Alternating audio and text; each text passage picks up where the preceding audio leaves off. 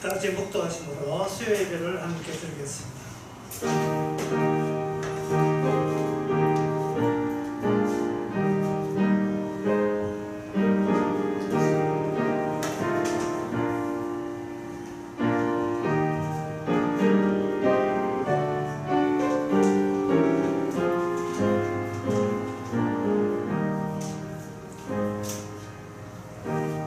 할렐루야. 그 성소에서 하나님을 찬양하며 그 권능의 궁창에서 그를 찬양할지어다.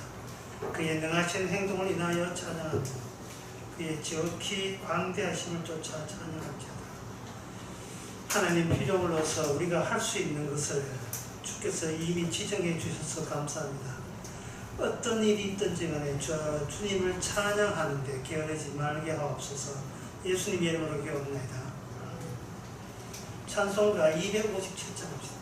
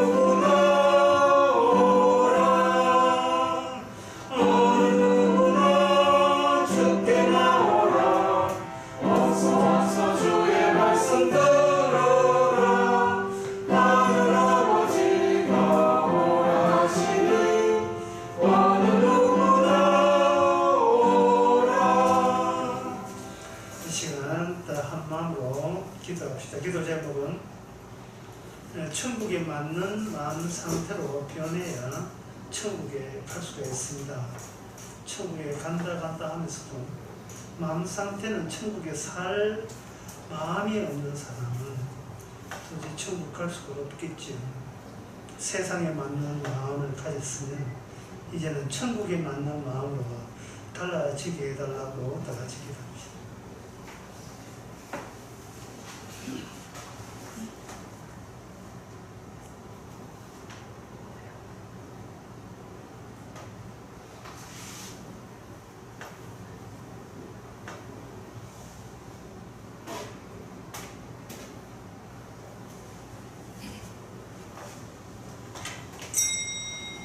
하나님 아버지, 우리가 여기 세상에 영원히 머물 곳이 아니고 어디로 가야 되는데 어디로 가는지를 분명히 알게 하여 주시옵소서. 만약에 우리가 천국 간다면 이 마음 상태로 천국에 들어갈 수 있는지, 천국에 살 마음이 있기는 있는지 늘 자신을 돌아보면서 세상에 맞는 마음 되지 말고 천국에 맞는 마음 가짐으로 살 수 있도록 주께서 도와주시옵소서. 예수님의 이름으로 기도합니다.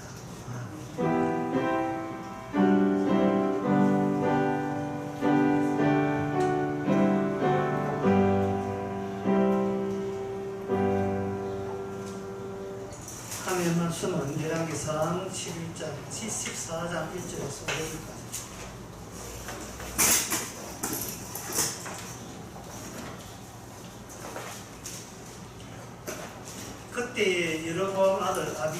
병든지라 여로보암이 그 안에 있기를 청컨대 일어나 변정하여 사람으로 그대가 여로보암의 안에 있는 알지 못하게 하고 실로로 가라.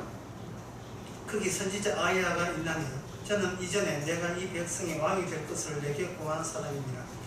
그대의 손에 떡 열과 과자와 물 한 병을 가지고 그에게로 가라. 제가 그대에게 이 아이가 어떻게 될 것을 알게 하리라. 여로보암의 아내가 그대로 하여 일어나 실로로 가서 아이야의 집에 이르니 아이야는 나이로 인하여 눈이 어두워 보지 못하고 여호와께서 아이야에게 이르시되 여로보암의 아내가 그 아들의 병듦을 인하여 내게 물으러 오나니 너는 이리저리 대답하라. 저가 들어올 때에 다른 사람인 채 함이니라. 아멘. 성경을 보면서 여러 가지 입장을 생각할 수 있는데 오늘 우리는 여로보암의 입장을 한번 떼봅시다. 여로보암이 아비야를 여로보암이 아이야, 자기 아들 이름이 아비야고 아이야 선지자를 굳이 찾겠다는 의도 자체가 하나님의 말씀을 듣고자 찾는 게 아닙니다. 하나님께서 하나님의 말씀이 듣고 싶어서 아이야를 찾지 않는 상태에서 선지자를 찾으면 이거는 그냥 100% 하나님의 저주입니다. 다른 의도와 다른 목적을 가지고 선지자를 방문한다는 것은 하나님의 뜻이 무엇입니까? 내가 구성하고 있는 나의 세계에 이 나만의 현실 속에서 일이 터졌습니다. 어떻게 내게 속한 이 상황 속에서 해결점은 없겠습니까? 라고 찾는 거예요. 선지자가 하나님 편에 속했다는 것을 까마득해 있습니다. 선지자는 같은 인간 편에 서서 인간이 인간끼리 잘해보는 것처럼 선지자에게 잘해주게 되면 선지자도 나에게 유리하게 좋은 계획을, 좋은 비법을, 해결책을 줄 것이라고 생각하는 겁니다. 그래서 이 사고방식 자체가 여로보암은 하나님 선지자가 하나님에 속했다는 그 자체조차도 여로보암을 인정하지 않습니다. 그래서 여로보암 가정에 일이 일어나지 않았으면 여로보암은 하나님을 굳이 찾을 이유가 없습니다. 그런데 여로보암에 일이 생겼어요. 아들 이름이 아비야인데 아비야가 병들었습니다. 여기서 여로보암은 생각합니다. 우리가 여로보암 입장이 한번 해보자 했습니다. 여로보암이 마음이라면 이런 생각을 합니다. 생기지 말아야 할 것이 생겨났습니다. 생기지 말아야 될 것, 일이 벌어진 거예요. 자, 여기서 여로보암은 이것을 병이라고 봤어요. 자기가 짓는 아이가 병들었다. 그런데 하나님은 여로보암이 저주받았다고 평합니다. 평가를 그렇게 해요. 병드는 것이나 저주받은 것이나 둘이 두 가지 경우에도 공통점이 있는데 그것은 생기지 말아야 할 것이 생겨난 거예요. 인간들이 도저히 예상하지도 못한 일이 생겨버린 겁니다. 없애야 되는데 자녀가 건강해야 돼요. 우리 자식은 병이 없는 것이 맞아, 마땅해. 없애야 되는데 생겨버렸습니다. 여기서 인간들은 이렇게 생각합니다. 우리 아이가 아픈 것은 내가 뭔가 부족하기 때문에 내가 뭔가 애에 대해서 조치를 잘못했기 때문에 병이 생겼다. 따라서 이 병을 생기기 이전으로 돌리려면 내 쪽에서 어떤 처방을 내리고 내가 어떻게 마음가짐을 바꾸면 아이에게 병이 고쳐진다고 생각합니다. 예, 이런 생각은 여전히 아이를 자기 소유로 생각하는 거예요. 그런데 성경 말씀은 결론을 이렇습니다. 집안에 아이가 병이 났을 때 또는 가정에 누가 병구가 생긴다면 그것은 그 원천이 인간에게 나온 것이 아니고 하나님의 말씀에서 나왔다. 하나님의 말씀에 대해서 사람들이 관심이 없거든요. 관심이 없는 이유가 내 인생은 내가 꾸려가는 거예요.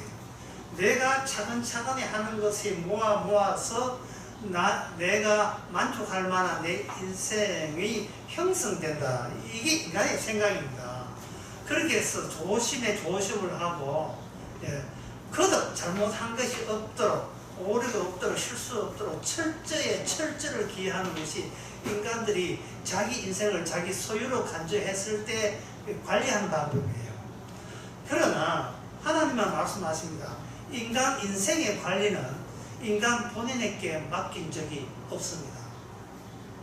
맡긴 적이 없습니다.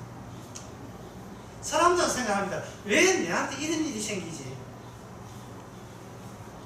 그렇게 생각하는 발상 자체가 잘못된 거예요. 왜냐하면 모든 생겨나는 일은 하나님의 말씀에서 나오는 거예요. 예를 들면 창세기 12장에 보면 아브라함에게 복이 있고 저주가 있다 했어요. 아브라함을 축복하면 복이 받고 아브라함께 저주하면 저주를 받는다. 그러면 이거는 그냥 단순하게 생각해도 이게 정답이에요. 아브라함의 인생을 통해서 많은 후손이 나올 텐데 그 후손을 통해서 무엇이 복이며 무엇이 저주라는 것을 아브라함에게 주신 하나님의 말씀에 의해서 그것은 필히 등장하고야 만다. 반드시 나타나고야 만다. 이렇게 생각하면 굉장히 이게 쉬운 문제입니다. 예를 들어 집사님 가정에 무슨 문제가 있다. 주위 사람들이 아이고 집사님이 무슨 죄를 지어서 실수해서 그렇습니까? 이렇게 그렇지요. 한번 반성해 보세요. 이 이야기 하잖아요. 근데 집사님이 정말 그 성경 말씀을 안다면 이거는 성경 말씀의 진척에 의해서 반드시 일어나야 될 일이 우리 가정을 사용해서 일어나게 했습니다. 우리 가정을 통해서. 그래서 우리 가정에 일어나는 일이 내한테 이익이냐 손해를 떠서 손해되면 저주받은 것이고 이익되면 복받은 것이고 그게 아니에요.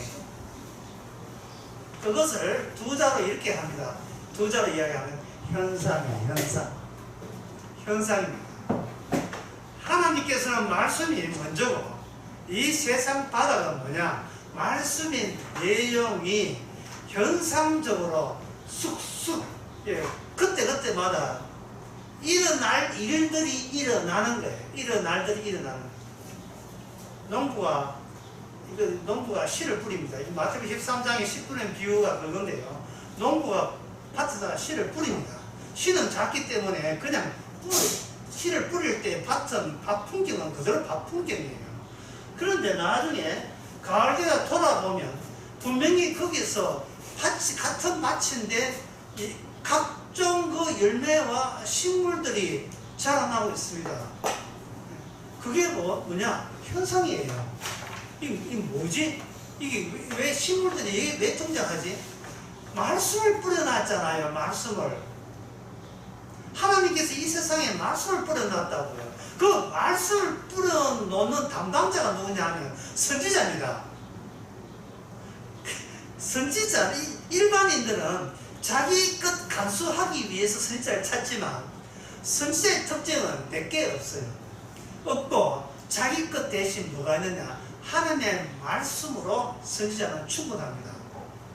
선지자는 왜냐하면 하나님과의 소통하고 있는 사람이기 때문에 하나님께서 말씀대로 이 세상에 말씀이 뿌려지게 되면 그 현상이 일어나게 되고 그 일어난 현상에 대해서 선지자가 야 그거는 복이야. 야 그거는 저주야.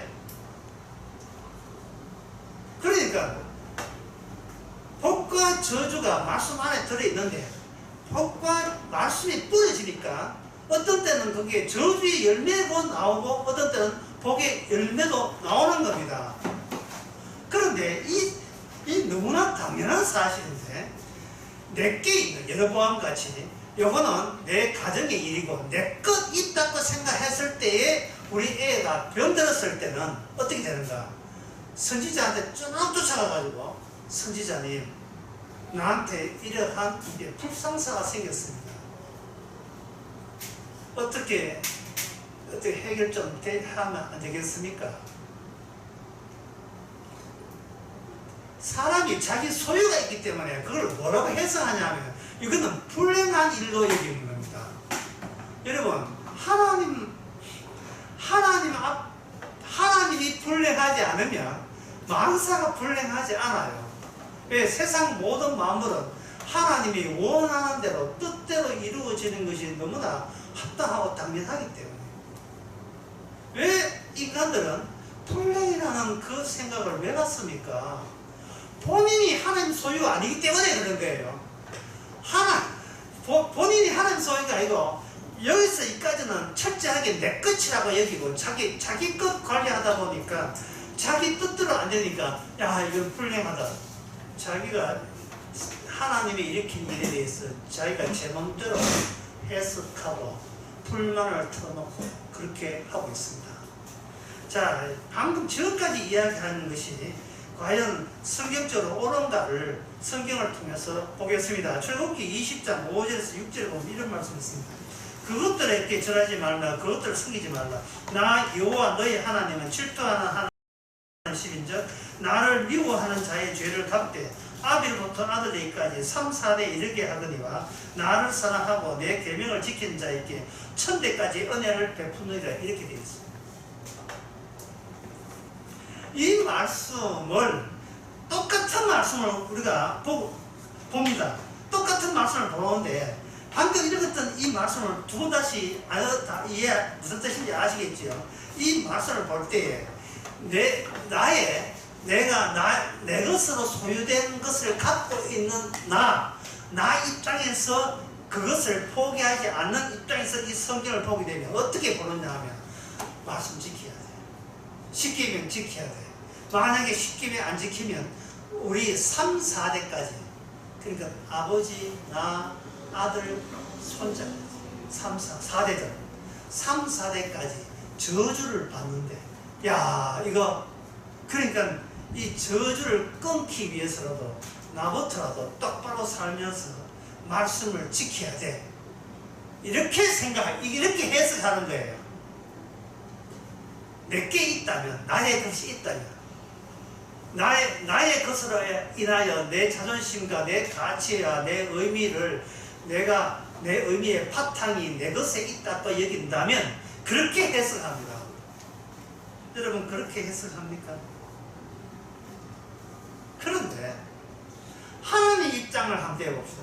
이게 내가 하나님께 소유된 걸로 생각하자면 내가 소유할 것 따로 있고 하나님은 하나님 소유하세요. 난 내 거니까 손대지 마세요. 이런 관점 말고 나마저도 하나님 소유라면 하나님께서 이 말씀을 이루기 위해서 나에게 이런 3, 4대까지 죄의 결과에 대해서 나에게 어떤 현상이 일어나는 것에 대해서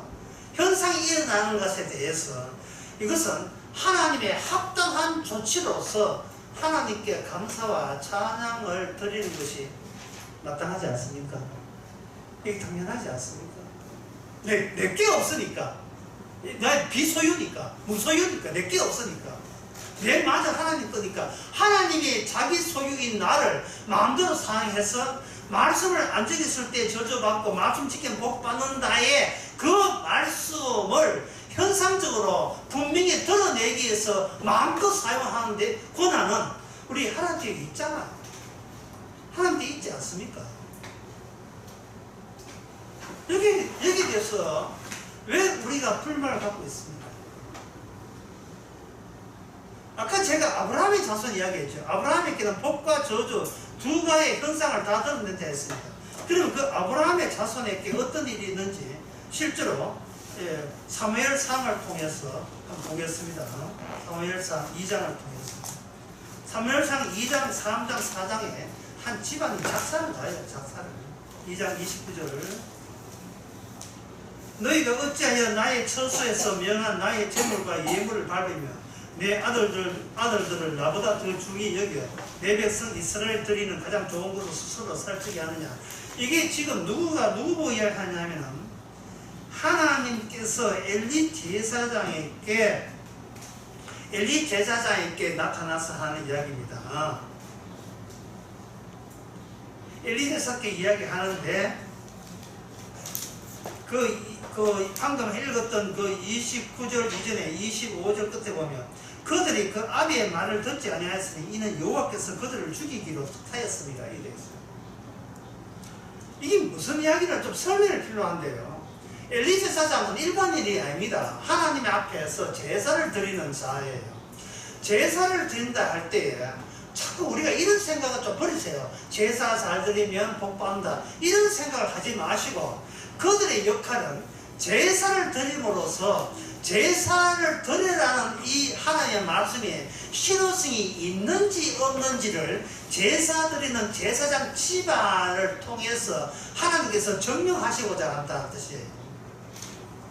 하나님께서 어떤 일을 맡기고 그 일이 정말 하나님의 말씀을 개무시해도 되는 말씀인지 아니면 하나님의 말씀을 무시했을 때에 실효적인 어떤 실질적인 어떤 현상이 일어나는지를 하나님께서는 제사장을 통해서 보여주겠다는 거예요.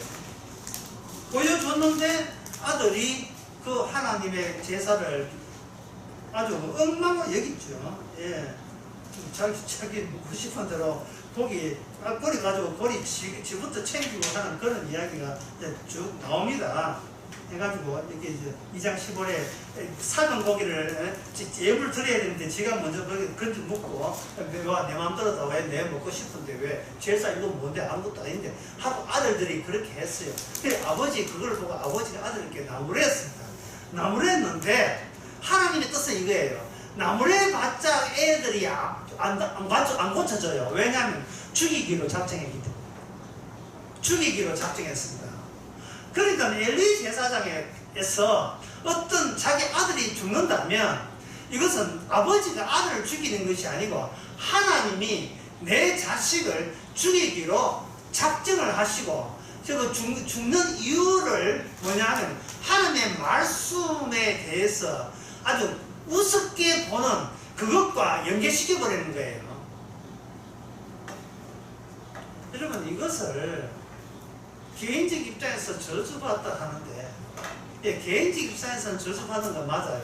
근데 하나님 입장에서는 그게 하나님께서는 지금 일을 잘 처리 못하는 겁니까? 제대로 안 하고 있는 거예요. 오히려 반대로 하나님 일을 제대로 하고 있습니다. 따라서 그 집안의 아들이 저주받는 걸 보고 우리는 찬양해야 되고 더 중요한 사실은 그 제사장 아들을 죽이는 그 하나님의 말씀이 제사장 아들일 때만 준 게 아니고 오늘날 우리에게도 줬다는 거예요. 이게 중요한 게 아닙니까? 성경 보면서 참 하나님을 내 멸시할 때부터 알아봐서 자 그렇게 생각하는데 그러면 우리는 하나님 멸시 안 했어요. 안 합니까?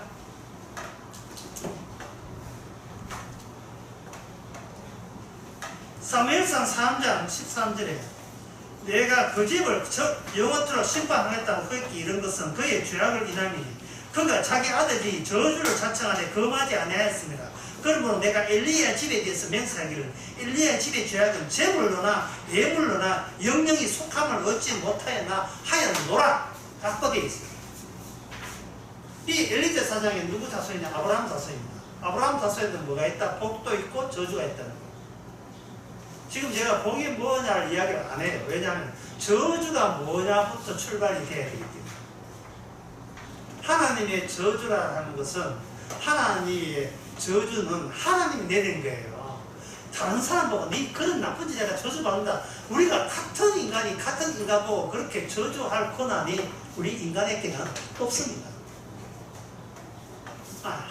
하나님의 말씀을 우리가 지어냈으니까 하나님의 말씀은 하나님 쪽에서 일반적으로 주신 것이지 어느 인간들이 거기에 끼들거나 그런 수가 없어요.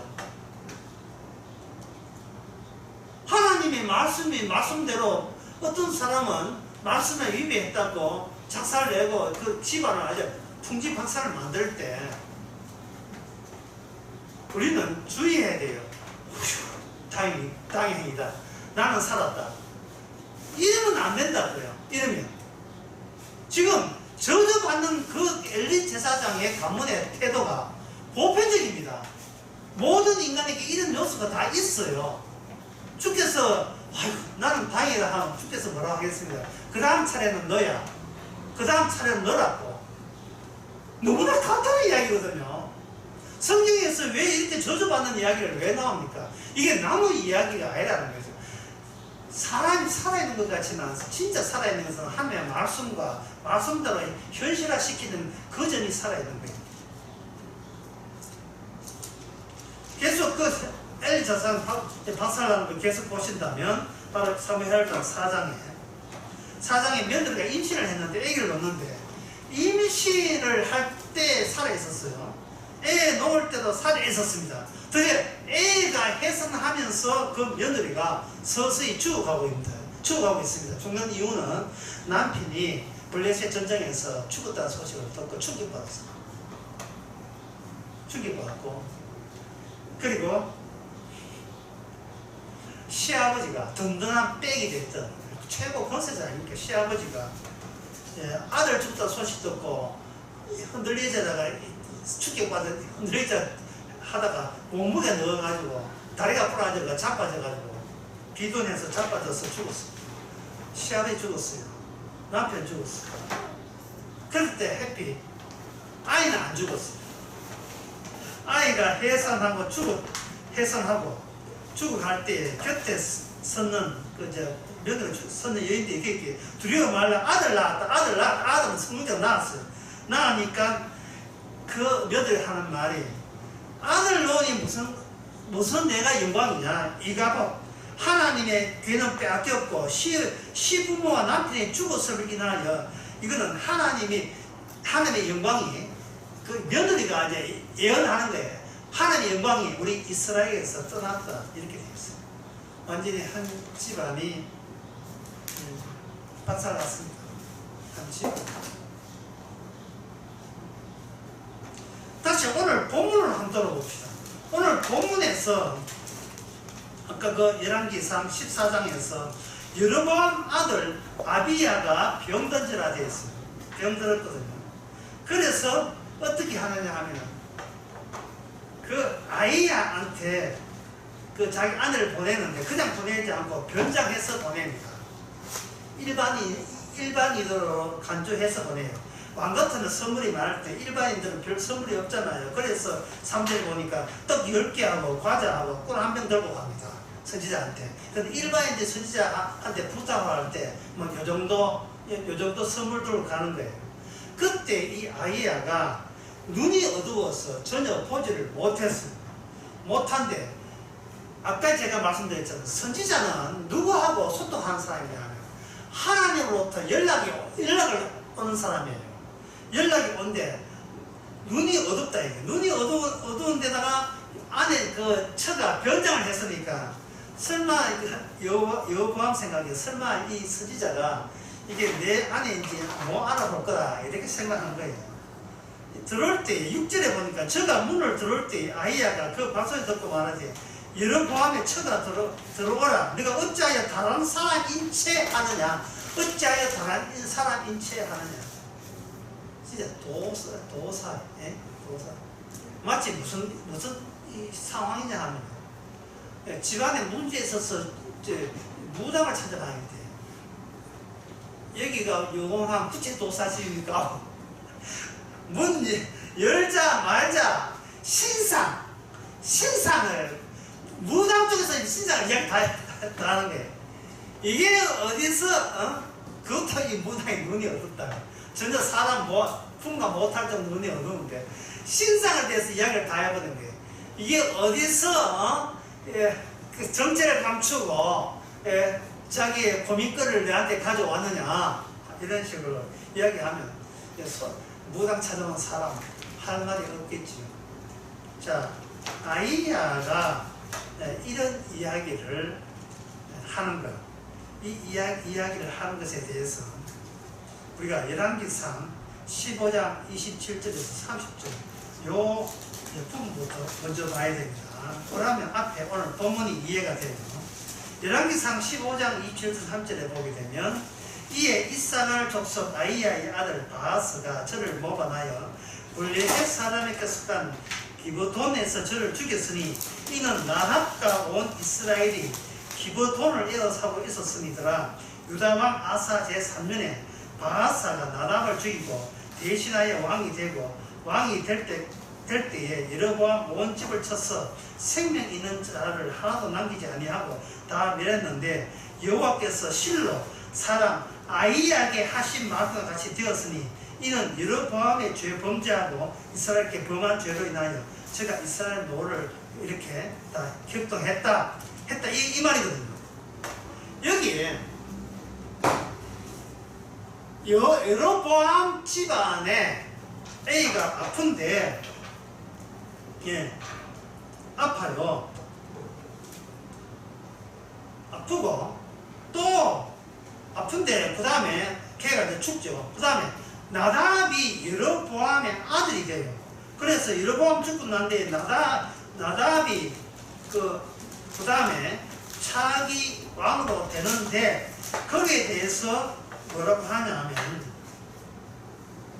이게 아이야가 예언하기를 바하사라는 사람이 등장해서 너그 집안을 전부 다 아예 집안 자체를 아예 다 죽였어. 그 다음에 후손이 왕이 못 되도록 그렇게 조치를 했다라고 그렇게 예언을 해버립니다.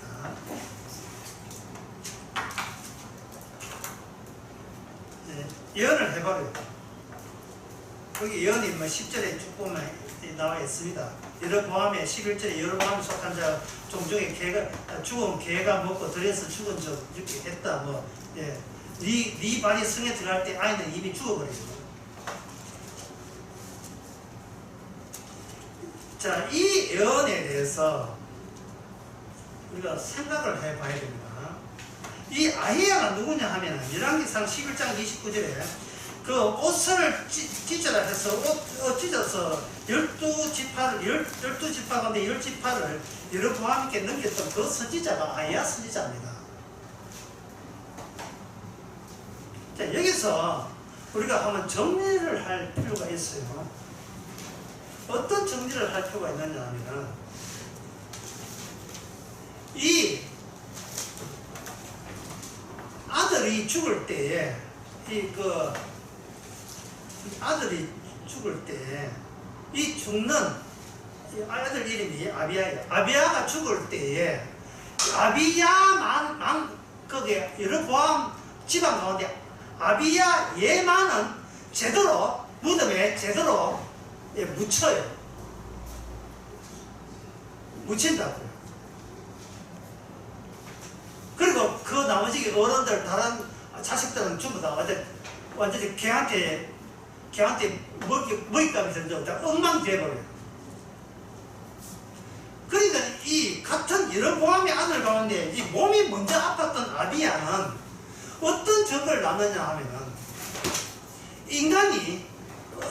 인간을 하나님께서 다루실 때에 저주 가운데서 어떻게 저주 속에서 인간이 어떻게 구원받느냐의 그게 증거로서 저주 받을 집안의 아비야가 거기에 하나님께서 따로 활용하고 있다는 그 점이 중요한 점이에요.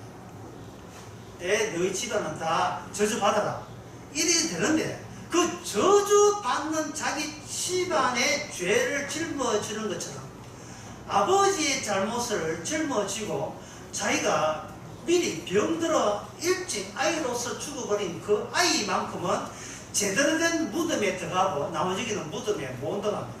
이것은 무엇을 이야기하냐 하면 복요. 복은 인간에게는 복은 없습니다. 복은 없는데 저주 가운데서만 저주가 활발하게 이루어진 가운데서 복이 나와요. 그러면 여러분한테 묻고 싶을 거예요. 저주 가운데 어떻게 복이 됩니까? 그게 신약에 나옵니다. 그게 바로 주님께서 우리에게 우리 일상을 변호해줘요. 해석을 해줍니다. 변호. 주님이 친히 우리의 변호사가 되어줘요. 로마서 8장 33절. 누가 너를 정죄하리요? 이 말씀을 한번 꼭 새겨보세요. 누가 너를 정죄하여만 우리한테 죄가 없다는 말입니까? 우리가 저주 안 받아도 될 정도로 괜찮게 살아갔던 이야기예요? 아닙니다. 이 세상에서 하나님의 뜻대로 살 사람 아무도 없어요. 이 세상에 천국 갈 만할 정도로 착한 사람 아무도 없습니다. 하나님께서 저주와 복을 줄 때는 모든 인간은 일단 다 저주의 대상이에요. 왜? 어떤 누구도 십계명을 지킨 사람은 없기 때문에. 그러면 여러분 생각해요. 그러면 복은 어디서 나옵니까? 맨날 복탈. 복은 어디서 나옵니까? 복은 어디서 나오냐 하면은 그 저주로 인하여 그 저주 속에서 분명히 우리는 저주받아 합당하다는 증거를 저주 안에 남겨요. 주자에 남긴다. 뭐 이렇게 말을 어렵게 할 게 아니고 쉽게 가겠습니다. 여러분들이 그저 고깃집 한우나 돼지갈비 먹고 식당 나올 때 뭘 뿌리죠? 페브리즈 뿌리죠. 이 페브리즈 왜 뿌리죠? 페브리즈 왜 뿌리냐 하면은 나로 인하여 타인이 피해되지 않도록 나에다가 뭔가 일종의 페브리즈 하는 것은 뭐 폭력은 아니지만 쉽게 말해서 나로 인하여 남들이 피해를 입지 않도록 내한테 폭력을 가해야 돼요. 이게 주의 방식입니다. 이게 복음이에요. 이게 아비하는 아버지 잘못인데 아비하는 잘못 없어요. 아버지가 우상성이었어요. 그런데 우상성인 아버지 때문에 자식이 죽어요. 그 죽는 자식만이 제대로 묘실에 들어가요. 기념할 만한 묘실에 들어간다고.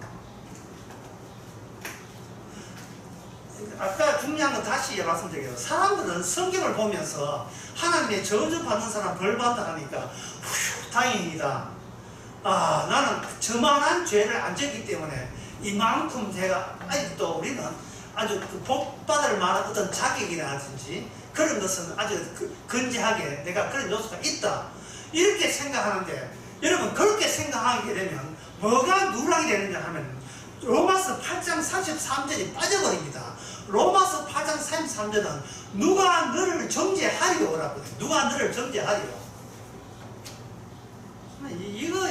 여러분 이거 이해 못하면 오늘 설교 헛방이에요. 누가 너희 하나님 택하시는 송사하리요 의롭다 하신 자를 하나님 누가 정죄하리요. 예, 자기 아들 아끼지 아니하신 그분에 의해서 그분이 내가 나를 변화하면 안 돼요. 그분이 친히 변화해 주면 누가 주님이 변화해 죄 없어 내가 씻었어 주께서 변화해 준 사람을 누가 죄 있다 합니까? 여러분 우리가 죄가 뭐냐면 주님의 십자가에 눈 돌리는 게 죄예요. 주님의 십자가가 뭐냐 하면은 천하 죄인인 우리를 변화하기 위해서 주께서 철을 씹힙니다. 그런데 십자가에 눈 돌리면 누가 누굴 변화하는 줄 알아요? 내가 나를 변화해. 내가 내한테 잘못한 게 뭐가 있는 내가 얼마나 최선을 다해서 다 했는데 벌받아 네가 받아야지. 나 잘못한 거 없다. 그러면 뭐가 빠집니까? 누가 너를 정죄하리요? 이게 빠지잖아요. 요한복음 14장 25절 28절에 보게 되면 뭐 길에서 제가 그냥 간단하게 압축해서 말씀드리기 이렇습니다. 내가 가면 다시 올게. 여기 그 14장 25절에 내가 가면 너희에게 다시 올게. 어떻게 오느냐? 보혜사로 올게. 이 보혜사. 그러니까 예수님께서 제자 남기고 그냥 떠나요. 떠난 이유가 제자들이 제대로 예수님의 말씀을 순종도 못하고 추종도 못하고 따라다니지도 못했어요. 그냥 제자들은 이 최선을 다하여 주님 따라다니면 하늘나라 얻어걸릴까 해서 따라다닌 겁니다. 그러나 그 십자가는요, 제자가 누구도 인간이 끼일 자리가 아니에요. 오직 예수님 혼자 그 주님의 저주를 감당을 했어야 됐어요. 그 목자 친히 양이 흩어진다고 목자만 담당해야 되고 양은 제갈길로 가야 돼요.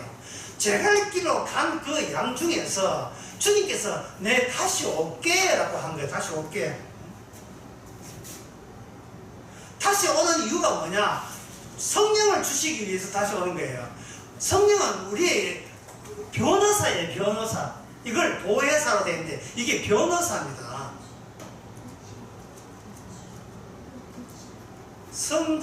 성도에게는 변호사 없는 성도는 성도가 아닙니다. 저주받아 마땅한 인간에게 하나님께서 친히 아버지께서 자기 아들을 아끼지 아니하시고 내어주신 이를 누가 송사하려, 누가 정죄하려, 누가 죄있다 하려. 이거는 뭐냐 하면은 하나님이 어떤 인간도 복을 얻을 자격이 없어요.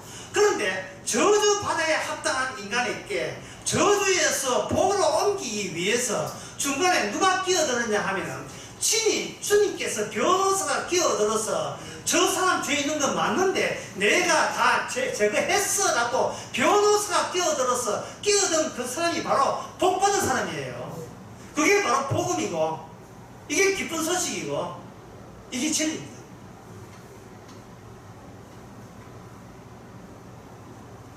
따라서 여로보암이 하나님의 우상 섬겼다. 그래서 하나님께서 친다. 이것은 하나님이 저주받은 자에 대해서는 반드시 저주받을 짓을 한 자는 반드시 저주로 갚는다. 이게 말씀의 기능이기 때문에 그래요. 말씀의 기능이기 때문에. 자, 끝으로 그러면 한 경우를 생각해 보겠습니다. 그러면 이미 저주 안에 있는 저주 하나님의 율법이 아브라함 자손이 아닌 사람인데 아브라함 자손이 아닌 사람 같으면 하나님께서 다루지 않기 때문에 하나님께서 내어주는 그런 이방 민족에게도 과연 복이 있을 수 있느냐? 이스라엘에게는 저주받는 사태를 일으켜서 그 저주받는 사태가 하나님의 말씀대로 적용이 된다. 선지자를 통해서 하나님께서는 모든 게 말씀대로 적용시키는 것이 하나님의 일관성 있는 일이다. 드러났다 칩시다. 그래서 사람들이 우리가 저주받았다고는 안 한다면 그러면 이방인들은 어떻게 되는가? 여호수아 2장 11절과 13절에 보면 우리가 듣자 그 마음을 녹였고 너희의 영거로 사람이 정신을 잃었나니 너희 하나님 여호와는 상천하지 하나님이시라. 그러므로 청한 너희 내게 너희를 선대하였은즉 너희도 내 아버지 집에 선대하여 나의 부모와 나의 남녀 형제와 무릇 나에 있는 모든 자를 살려주어 우리 생명을 죽는 데서 건져내기로 이제 여호와께 맹세하다. 이게 기생 라합이 이야기하는 거예요. 기생 라합 본인의 고백을 향하여 지금 몇 명을 건졌냐 하면 부모부터 해가지고 남녀 형제부터 해가지고 그에 속한 모든 자를 다 살려달라고 합니다. 살려달라고 이야기해요. 기생 라합이 누굴 붙들고 정탐꾼을 붙들고 여호와 하나님이 믿는다는 이스라엘 속에 정탐꾼을 붙들고 그 이야기를 한다고요. 그러니까 그렇게 기생 라합이 그런 이야기를 했다는 것은 무슨 뜻이냐 하면 자기의 민족을 배신한 거예요. 이 자기 민족을 배신한다는 것은 자기 혈육을 배신한 겁니다. 갈아타게 하는 거예요. 우리 대대로 내렸던 이 혈육을 완전히 버리고 이제는 하나님과 연결되어 있는 하나님과 결부되어 있는 그 민족 사람을 내가 선대했으니까 나도 당신의 민족의 일원으로 끼워 넣어 주세요 라고 하는 거예요. 그런데 그게 기생 라합이 이런 고백을 하는 이유가 이미 뭘 아느냐 하면은 여호와 하나님은 이렇게 하나님의 이방 민족을 심판하기로 작심을 했다는 사실을 진실로 그대로 받아들였기 때문에 가능한 일입니다. 뭐 심판 되겠나 안 되겠나 이게 아니고 이거는 뭐 확실하니까 사도행전 28장 18절에 보면 사도 바울이 자기가 예수님 만나고 난 뒤에 이렇게 자기 만난 것에 대해서 해석을 이렇게 합니다. 하나님께서 나를 사도로 만든 것은 18절에 보면 그 눈을 뜨게 하여 눈을 뜹니다. 이게 우리한테 변호사가 있구나. 난 영혼차 내 인생 영혼차 꾸리고 내 혼자 열심히 살면 되는 줄 알았지만 변호사 없이는 천국에 못 가는구나. 눈을 뜨게 하는 게 눈을 뜨게 하여 어두움에서 빛으로 그 다음에 사탄의 권세에서 하나님께로 사탄의 권세에서 하나님께로 우리 손녀가 같이 학교 가는데 학교 가면서 이런 이야기를 했어요. 학교 가는 게 어디 뭐 데리고 오면서 이런 게 있어요. 왜 성경에서는 하나님인데 왜 세상 사람들은 전부 다 책이 봐도 하느님 왜 그렇습니까? 왜 그러냐고 내가 질문을 했어요. 또 질문 하나가 또 뭐냐, 왜 사람들은 저렇게 절에 가고 왜 불교 왜 저거 부처를 왜 믿느냐 이렇게 할 때 제 답변은 간단했어요. 내 인생 내가 알아서 할 때문에 내 인생 내가 알았기 때문에 내 인생을 내가 책임지고 알아서 하는 이유가 뭐냐, 다 내 거기 때문에 내가 평생 동안 일고는 내 소유가 있기 때문에. 그러나 선지자 기생가학은 그 여호와 앞에서 자기 소유를 다 혈육이고 다 버리고 그냥 이 몽땅 내 소유를 주님 소유로 바꾸어 주시기 바랍니다. 이렇게 했어요. 왜? 우리는 심판받아 마땅하기 때문에. 유대인들이 이 기생가학보다 못해요. 자기 하나님 백성인 줄 알고 있어요. 오늘 교회도 마찬가지입니다. 예수님이 변호사고 성령이 변호사라는 것을 알리기 위해서 우리가 이 땅에 태어나서 이만큼 살아가고 있는 거예요. 내 잘났다, 내 믿음 좋다를 알리기 위해서 있는 게 아니고 주께서 정죄함이 없나니 누가 너를 고소하리요 그 작업을 주님이 나 같은 인간을 통해서 그걸 드러내기 위해서 우리 인생이 있는 겁니다.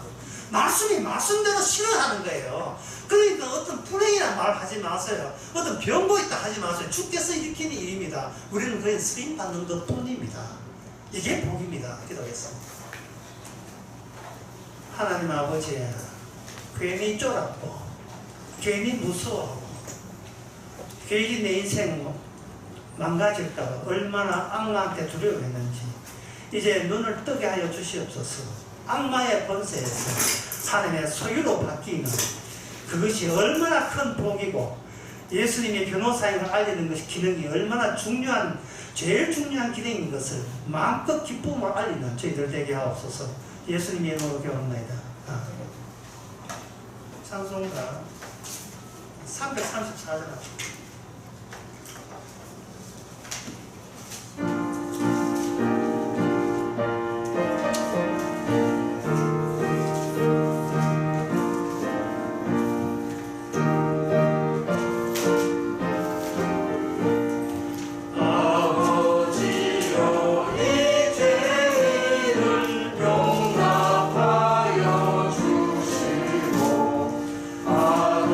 아드님의